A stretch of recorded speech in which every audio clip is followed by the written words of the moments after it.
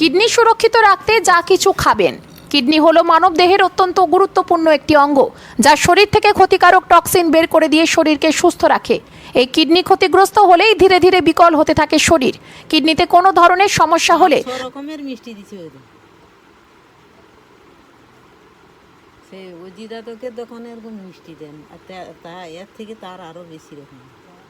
হ্যাঁ, অজিদাদক তার আখির হইলেও নানা রকমের মিষ্টি দেন। এটা কা মানা রে গজা দিচ্ছে বেশি করে, আবার নানা রকম কি হইলে সব সবসময় সব লেডিকে নিয়ে আর গল্লা, লেডিকে নিয়ে আর গল্লা। এ তো অন্য মিষ্টি দিচ্ছে শুকলা জিনিস।